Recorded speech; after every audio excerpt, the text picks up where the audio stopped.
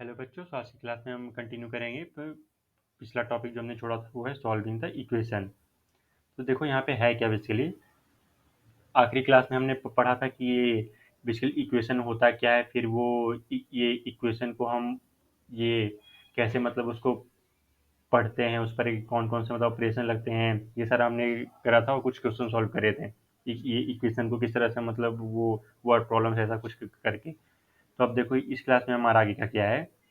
इसमें हम solving the equation करना, आखिरी क्लास में हमने इक्वेशन को बनाना सीखा था। इस क्लास में हम उसको उनको सॉल्व करना सीखेंगे। तो देखो यहाँ क्या है सॉल्विंग द। सबसे पहले तो ये तो मैं यहाँ पे एक इक्वेशन लिखता हूँ। इक्वेशन में यहाँ पे इक्वेलिटी लिखता हूँ। चलो मैंने यहाँ पे लिख दिया 8 - 3 इज इक्वल टू 4 + 1। ये ये मैंने यहाँ पर क्या लिखा है, ये मैंने यहाँ पर लिखा है equality. Equality in the sense कि इसका जो आर एच एस है यानी कि लेफ्ट हैंड साइड उसका राइट हैंड साइड के बराबर है। L H S R H S मतलब क्या हुआ, आर एच एस मतलब राइट हैंड साइड। देखो ये मेरा राइट हैंड है, तो ये मतलब जो भी इक्वल टू है हमारा, यहाँ पे जो भी हमारा इक्वल टू है इसके राइट हैंड साइड में जो भी है वो हमारा आर एच एस है। जो भी इक्वल टू के लेफ्ट हैंड साइड में होगा उसको हम एल एच एस बोलेंगे। तो यहाँ देखो यहाँ क्या है कुछ, यहाँ यहाँ मैं तुम्हें एक प्रॉपर्टी बता रहा हूँ एक्चुअली। 4 + 1 देखो ये इक्वलिटी है हमारे पास। अब देखो क्या है, मैंने बोला कि क्या देखो ये ट्रू है कि नहीं, 8 - 3 इक्वल टू 5 और 4 + 1 भी 5 होता है, तो ये हमारा ट्रू है। तो ऑब्वियसली ये हमारा इक्वलिटी ट्रू है। मैंने यहाँ पे क्या किया, मैंने यहाँ पे कर दिया कि 8 - 3 में मैंने इस तरफ 2 ऐड कर दिया और मैंने इस तरफ भी 2 ऐड कर दिया। इस तरफ भी मैंने 2 ऐड कर दिया। यहाँ लिख देता हूँ adding 2 on both side. On both side यानी कि left hand and right hand side. Adding 2 on both side मैंने कर दिया। तो क्या अभी इससे अब मैं वापस इसको सॉल्व करता हूँ। 8 - 3 5, 5 + 2 7। क्या यहाँ पर भी क्या वैल्यू 7 आ रही है, देखो क्या। तो दे 7 आ रही है। यहाँ पर भी हमारा R H S equal to L H S है। देखो यहाँ पे क्या दिख रहा है हमें कि हमने अगर +2 दोनों तरफ ऐड करा तो हम तब भी हमारा ये ओवरऑल जो इक्वालिटी हमारा चेंज हुआ। देखो मैं यहाँ पे ये नहीं बोल रहा कि ये यहाँ तो सिर्फ ये 5 था यहाँ पर 7 हो गया, मैं ये नहीं बोल रहा हूँ। मैं सिंपल सा जनरल जनरल बात बोल रहा हूँ कि हमारे पास एक तराजू है। अच्छा, तराजू एक तरफ हमने रख दिए आम, एक तरफ हमने हमने रख दिए ये संतरे। अब मैं क्या बोल रहा हूँ कि तुम ये दोनों को इक्वल कर दो। मुझे ये फर्क नहीं पड़ता कि ये 5 किलो हो रहा है, ये भी है 5 किलो हो रहा है, 7 किलो, मुझे फर्क नहीं पड़ता। मैं बोल रहा हूँ कि एक तरफ हमारे पास आम है, दूसरी तरफ संतरे हैं। तुम इतने संतरे इस तरफ दो, इतने आम इस तरफ दो कि हमारा ये दोनों बैलेंस हो जाए, यानी कि तराजू एकदम बीच का हो जाए, एकदम बैलेंस हो जाए हमारा। तो हम ये थोड़ा इधर देंगे, थोड़ा इधर देंगे, थोड़ा इधर से निकालेंगे, थोड़ा फिर इधर से कुछ दे देंगे करके हम बराबर हो गया। उसी तरह से यहाँ पर भी है। मैंने +2 + 2 दोनों तरफ ऐड करा जिससे हमारा क्या हो गया, ये जब एंड में भी हमने कुछ भी ये +2 ऐड करने के बाद हमने एंड में देखा कि हमारा तभी हमारा R H S L H S के बराबर है। ये हो गया। अब देखो यहाँ पर क्या है। अब मैंने क्या किया, मैं दोबारा उसी इक्वालिटी को लिखता हूँ और इस बार मैंने कर दिया -1। अच्छा ठीक है, चलो मैं दोबारा वही कर देता हूँ -2। 4 + 1 और यहाँ पर भी मैंने कर दिया -2। Subtracting -2 on both sides. तो यहाँ देखो अब मैं इसको अगर आगे सॉल्व करता हूँ इसको, तो यहाँ में क्या मिल रहा है, यहाँ पर भी हमें मिल रहा है कि 3 इज इक्वल टू 8 - 3 5, 5 - 2 3। यहाँ पर भी हमें मिल रहा है 3। तो देख रहे हो यहाँ पे मैंने -2 करने के बाद भी दोनों साइड हमारे इक्वेशन में कुछ भी चेंज नहीं आया। तो अब देखो ये इक्वेशन से कैसे रिलेटेड, ये तो था हमारा इक्वालिटी। मैं इसे दिखाऊंगा भी ये इक्वालिटी से इक्वेशन से कैसे रिलेटेड है। देखो यहाँ पर इक्वालिटी मैंने क्या बोला था, बेसिकली इक्वेशन मैंने क्या बोला था, ये बेसिकली हमारा एक एक्सप्रेशन होता है जिसमें वेरिएबल होने, जिसमें वेरिएबल्स होंगे, वेरिएबल्स होंगे। तो देखो तो तो जिस तरह से हमें यहाँ दिख रहा है कि ये हमने अगर कोई भी एक नंबर को हमने दोनों तरफ प्लस किया या दोनों दोनों तरफ से ये माइनस किया, तभी हमारा जो ओवरऑल वैल्यू ऑफ इक्वेशन है मतलब वो R H S to L H S ही हमारा मेंटेन रहा है। तो इससे हमें पहली प्रॉपर्टी क्या मिलती है कि adding slash subtracting a number, adding subtracting a same number on both sides always result in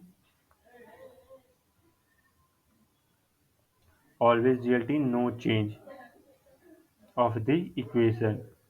यानी कि जैसे देखो यहाँ पे क्या था कि हमने एक तरफ प्लस प्लस किया, तो यानी कि उसकी तरफ भी वैल्यू बढ़नी चाहिए, पर मैंने उतना ही दूसरी तरफ भी बढ़ा दिया, तो क्या हमारी ओवरऑल इक्वेशन बैलेंस रही, ओवरऑल इक्वेशन में वैल्यू भी चेंज नहीं ना हुई।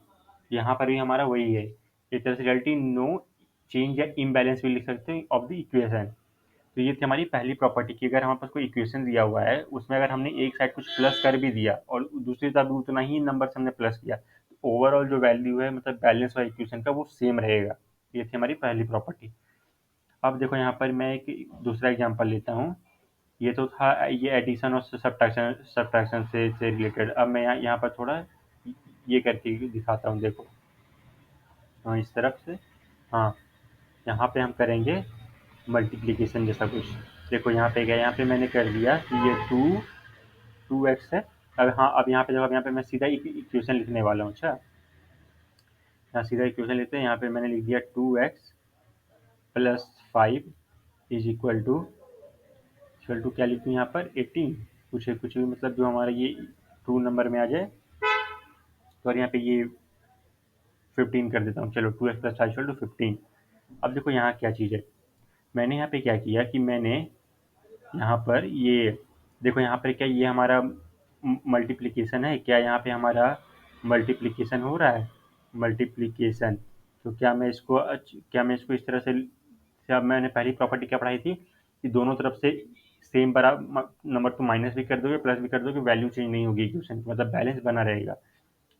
उसी तरीके से यहाँ पे मैंने 2x प्लस 5 था, मैंने यहाँ पर भी -5 कर दिया और यहाँ पर भी मैंने -5 कर दिया। देखो यहाँ भी मैंने -5 किया, यहाँ भी मैंने -5 किया।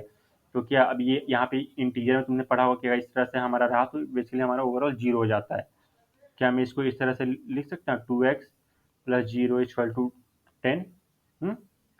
मैंने इसको कैसे कैसे लिख दिया, ऑब्वियसली पहली प्रॉपर्टी जो हमने जानी थी कि अगर हमारे पास एक इक्वेशन है, हमने उसके दोनों तरफ यानी कि राइट हैंड साइड और लेफ्ट हैंड साइड दोनों तरफ हमने सेम नंबर से प्लस किया या सेम नंबर से माइनस किया, तो ओवरऑल जो इक्वेशन की जो ये बैलेंस है वो इक्वल रहनी है, बनी हुई रहेगी। उसी से तो यहाँ पे कि मैंने इस तरह से मैंने -5 इधर भी किया इधर भी किया, तो ओवरऑल इक्वेशन हमारी है वो एक ही जैसी रही। अब देखो यहाँ क्या है, अब मेरे पास क्या मिल गया 2x इक्वल टू 10।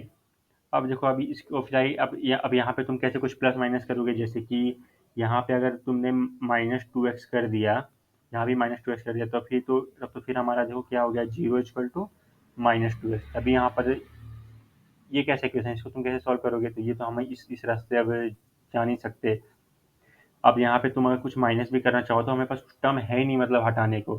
जैसे कि यहाँ से चलो हमारे पास 5 था, हमने 5 हटा दिया, तुम यहाँ 2x माइनस क्या करोगे, तो 10 करोगे ताकि यहाँ जीरो हो जाए। चलो मैंने वो भी कर दिया, 2x minus 10 equal to zero हो गया मेरा। मैंने -10 यहाँ किया, -10 यहाँ किया, तभी दोबारा घूम फिर के हमारे पास वही इक्वेशन आ गई। अब इसमें फिर आगे क्या करोगे, क्योंकि तुम दोबारा +10 करोगे, इधर भी +10 करोगे ताकि इक्वेशन वैल्यू चेंज ना हो जाए, तो दोबारा हम वापस इसी वाले सिचुएशन पे आ गए।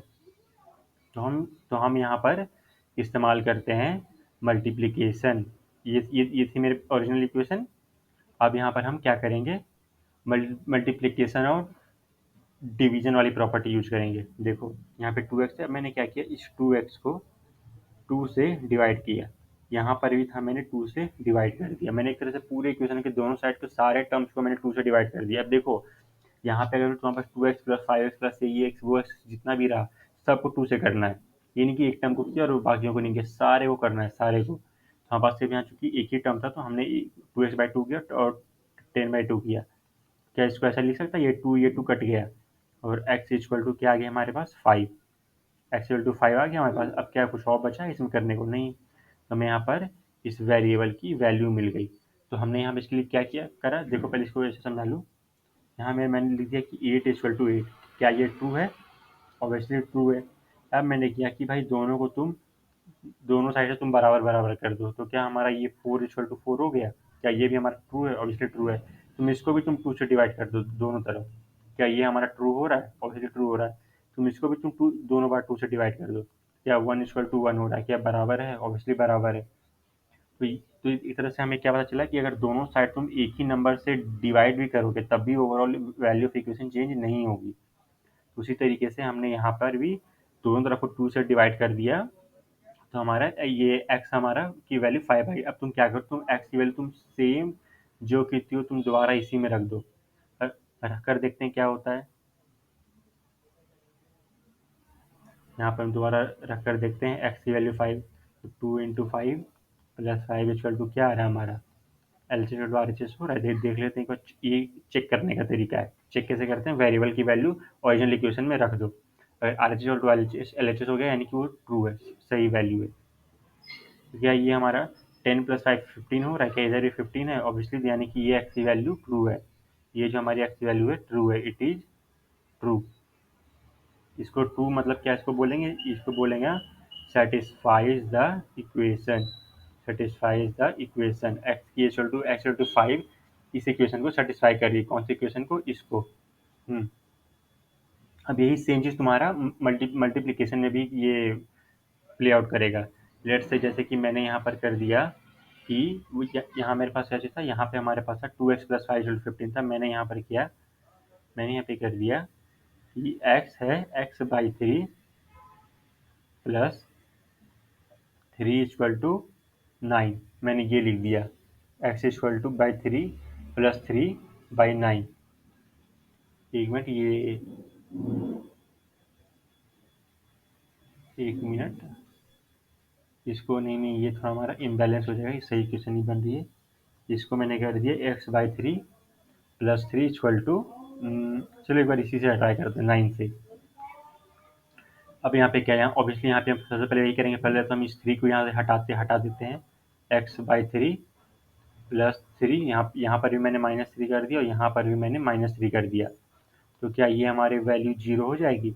क्या मैं इसको इस तरह से लिख सकता हूँ? x+3 plus 0 = 6, 9 - 3 = 6। अब देखो क्या किया मैंने, क्या किया यहाँ पर, अब यहाँ पे 3 है। अब यहाँ पे तुम कैसे मतलब ये डिवाइड करोगे? डिवाइड करने गया तो फिर और ज़्यादा हमारा कॉम्प्लेक्स हो जाएगा। इसलिए मैंने यहाँ पे डिवाइड करने गया, जैसे यहाँ पे मैंने 3 कर दिया और यहाँ भी मैंने 3 कर दिया, तो ये 3 क्या हो जाएगा? 9। यहाँ तो हमारा फिर वो, देखो ये भी इक्वेशन ट्रू है। तुम यहाँ 3 से डिवाइड कर दो, ये कट कर हमारा ट्रू हो जाएगा, ये 9 हो जाएगा, ये भी तुम्हारा सही है। पर हमें तो क्या करना, हमें तो सॉल्व करना है, हमें तो एक्स की वैल्यू निकालनी है। यहाँ पे हम क्या करेंगे, हम यहाँ पे जाएंगे सिंप्लीफिकेशन की तरफ। बेसिकली हमें करना क्या है, हम हर स्टेप में देखते हैं कि भाई हमारे कुछ टर्म्स निकलते जाएँ। क्यों? क्योंकि हमें एंड में एक्स की वैल्यू चाहिए बस। हम हर स्टेप में चाहेंगे कि भाई हमें हमारा जो आगे का क्वेश्चन बन रहा है पिछले वाले से थोड़ा कम हो। क्यों? ताकि हमें एंड में सिर्फ एक्स चाहिए बस। मेन काम एक्स का ही है। x/3 है प्लस इक्वल टू, यहाँ पे भी 6 3, तो यहाँ पे हम क्या करेंगे, हमने क्या किया, हमने बोला कि भाई यहाँ तुम 3 से मल्टीप्लाई कर दो ताकि ये 3 हमारा उड़ जाए। मैंने 3 इंटू, ये इंटू का साइन, अच्छा ये इंटू 3 × x/3 = 6 × 3। मैंने 3 से मल्टीप्लाई कर दिया दोनों तरफ, multiplied by 3 on both side. तो क्या हमारा ये 3 कट जाएगा? क्या x की वैल्यू यहाँ पे 18 आ रही है हमारे पास? x = 18। अब देखो अभी कैसे पहचानेंगे ट्रू है कि नहीं। इसको दोबारा हम इसी में पुट कर देते हैं, x की वैल्यू 18। मैंने 18/3 कर दिया प्लस 3 कर दिया इक्वल टू, देखते हैं 9 लिखा हुआ है हमारा। सॉल्व करो, ये कितना है? 6 + 3 9, 9 = 9। क्या LHS हमारा RHS के बराबर है? यानी कि ये वैल्यू हमारा x = 18 ट्रू है। तो हम इसको बोलें कि x = 18 इस इक्वेशन को सेटिस्फाई कर रही है।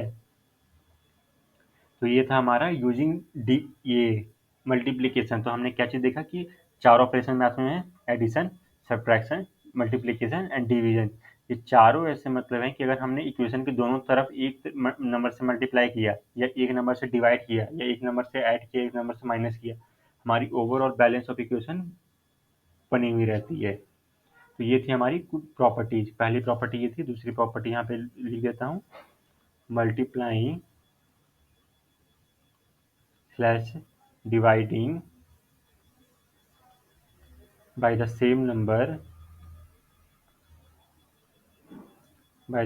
number on both sides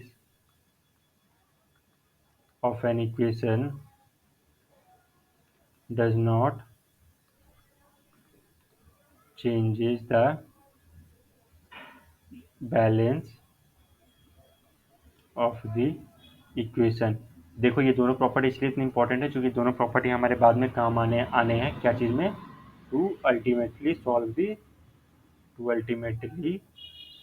the equations. जो भी इक्वेशंस है हमें उसमें वेरिएबल्स की वैल्यू निकालने के लिए हमें इन दोनों प्रॉपर्टीज काम आने हैं, इसलिए इन दोनों प्रॉपर्टी मतलब अच्छे अच्छे से समझने की चीज़ है।